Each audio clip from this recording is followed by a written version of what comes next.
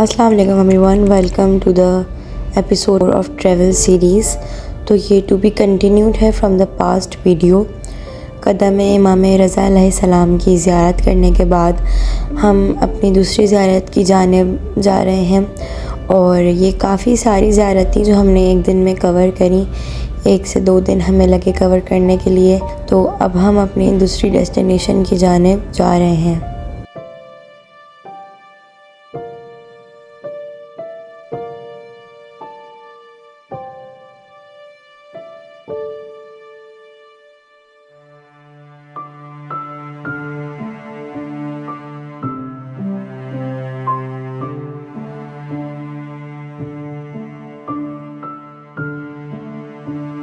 तो अब हम अपनी डेस्टिनेशन पर पहुंच चुके हैं और ये है बीबी शतीता का मज़ार।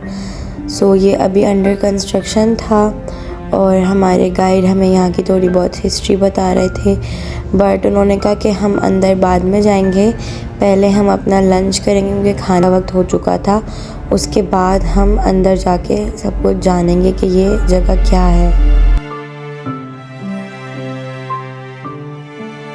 हमें बस हमारा लंच मिल गया था, खाने में बिरयानी और साथ में वाटर बॉटल्स मिली थी।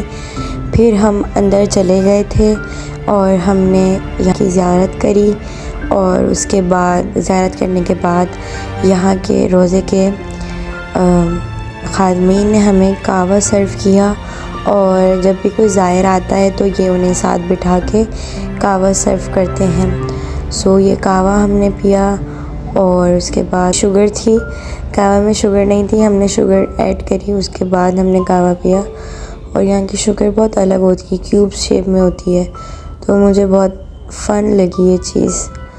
उसके बाद फिर हमने यहाँ की हिस्ट्री थोड़ी बहुत पढ़ी और नमाज़ वग़ैरह हमने पढ़ी। उसके बाद हम आगे की ज़ियारत की तरफ चले गए।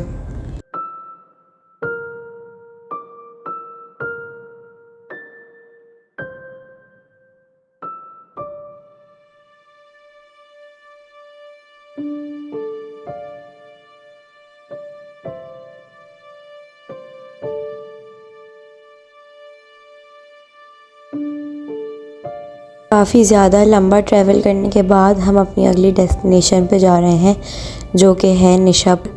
जी हाँ, अब हम लोग मेन निशापुर आ रहे हैं और ये निशापुर जो है वो जो स्टोन फ़िरोज़ा होता है उसके लिए बहुत ज़्यादा जाना जाता है और यहाँ पे काफ़ी ज़्यादा शॉप्स थी जहाँ पे फ़िरोज़े की बहुत सारी ज्वेलरी थी और स्टोन्स भी थे। ज़्यादातर यहाँ फ़िरोज़ा होता है और यहाँ का फ़िरोज़ा बहुत रियल होता है। सो यहाँ बहुत सारी दुकानें थीं और बहुत प्यारी लग रही थी और आगे जाके ज़ियारत भी थी, खाने पीने की भी दुकानें थीं और सब कुछ था यहाँ पर। अच्छा, ये जो शॉप आ रही है बी फ़िरोज़ा नूर, यहाँ से मैंने वापसी पर अपने लिए एक सिल्वर फ़िरोज़ा रिंग बाय की थी और कुछ फ़िरोज़ा स्टोन भी बाय किए थे। सो मैं आपको इस क्लिप के बाद दिखाऊंगी।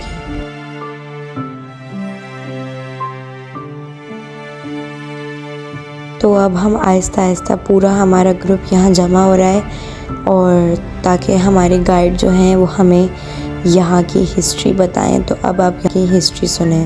इस वक्त हम मौजूद है निशापुर शहर में जाते हैं दो इमामज़ादों की, इमामज़ादा महरुख और इब्राहिम। इमामज़ादा महरुख जो थे इमाम ज़ैनुल आबिदीन अलैहिस्सलाम के पोते हैं, हज़रत ज़ैद शहीद के बेटे जो ज़ैदियों के जद हैं। ज़ैद शहीद के जो उनकी शहादत के बाद हिल्ला में कोफा में उनके जो बाकी जो लोग थे वो ईरान की तरफ आ गए थे। इनके ज़ैद शहीद के बेटे यही अपने ज़ैद इधर तुर्कमानिस्तान के बॉर्डर पर, ईरान तुर्कमानिस्तान के बॉर्डर पर, जो शहर का नाम है मियामी, और ये यहया अपने ज़ैद जो है ये इमामज़ादा महरुख जो है इनके भतीजे थे हज़रत यहया के, यहया अपने ज़ैद के। इनका नाम था मोहम्मद। इनके बाद शहादत इनके जसद मुबारक को जलाया गया था जिस वजह से इनका नाम पड़ा महरुख, यानी जिसको जलाया गया हो। और उसके बाद जो है इनका तन जो जिस्म मुबारक है यहाँ दफन है, सर मुबारक को जो है इनके तन से जुदा करके बेच दिया गया था इस्लामुल दारुल खिलाफा, क्योंकि इन्होंने बनु उमैया के ख़िलाफ़ क़याम किया था जो हज़रत ज़ैद ने। फिर जो उनके बेटे यहाँ जैसे बताया आपको तुर्कमानिस्तान के बॉर्डर पर हैं और जो खुद जो है यहाँ शहीद हुए हैं। दूसरे इमामज़ादे हैं इमामज़ादा इब्राहीम जो इमाम मूसा काज़िम अलैहिस्सलाम की औलाद में से हैं।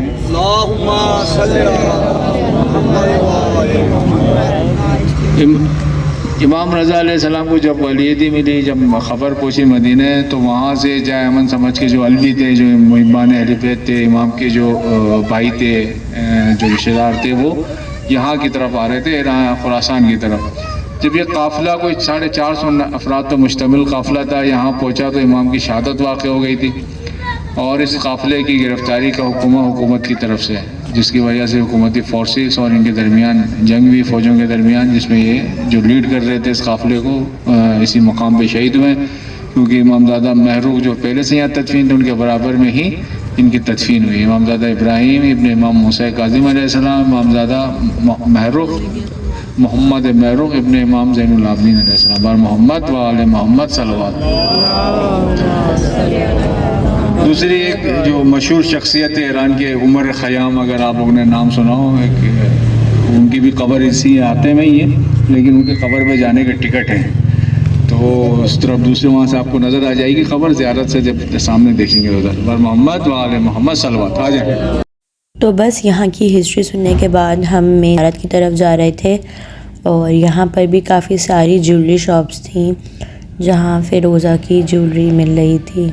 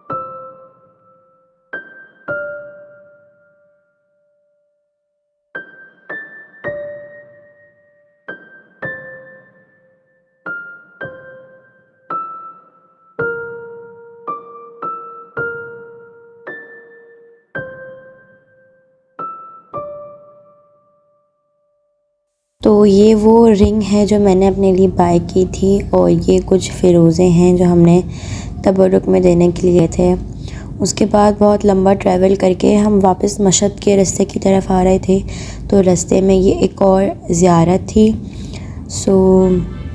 काफ़ी रात हो चुकी थी और जो कब्रिस्तान बहिश्त रज़ा ये बिल्कुल उसके बराबर में ही ज़ियारत थी। ये ख्वाजा अब्बा सल्लत की ज़ियारत और इनकी हिस्ट्री भी यही थी कि ये इमाम के खादिम थे और मशहद के रास्ते पे बैठते थे।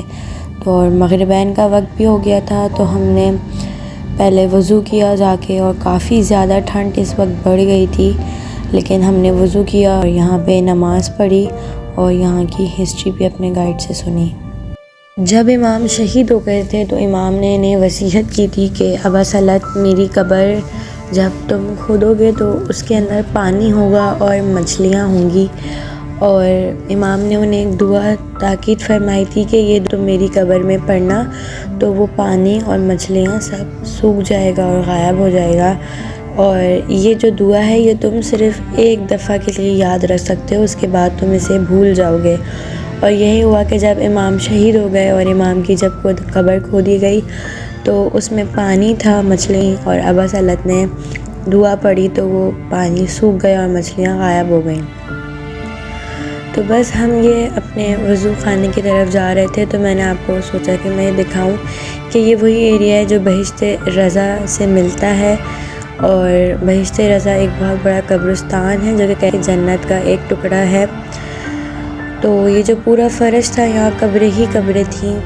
और ईरान में ये चीज़ बहुत कॉमन है कि आप कब्र के ऊपर चलो, बिल्कुल वो अपनी कब्र को ऊंचा नहीं करते, बिल्कुल फ्लैट होती है और आप उस पर चल के जा सकते हो। बहुत कॉमन है ये चीज़ वहाँ पर। तो अब हम यहाँ आस्थाने पर दाखिल हो गए थे और यहाँ हमने इनकी ज़ियारत पढ़ी और रोज़े की ज़ियारत करी। यहाँ हमने मगरिबैन की नमाज़ अदा करी और फिर हम आगे की तरफ चले गए।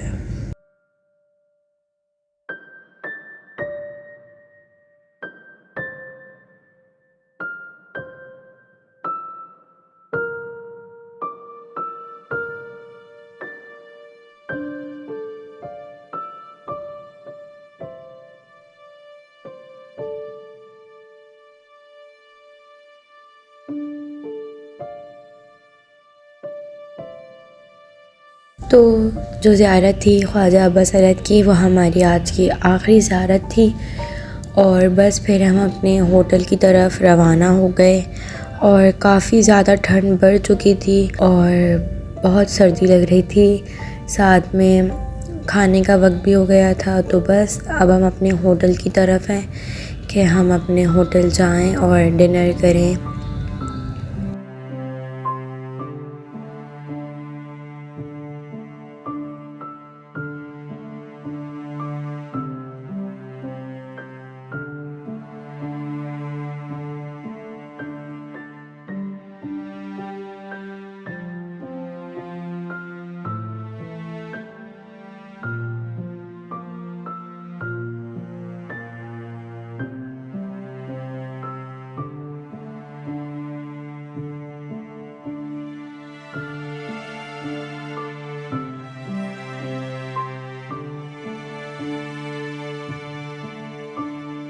होप आपको आज की वीडियो अच्छी लगी होगी। So do like, comment, share and subscribe.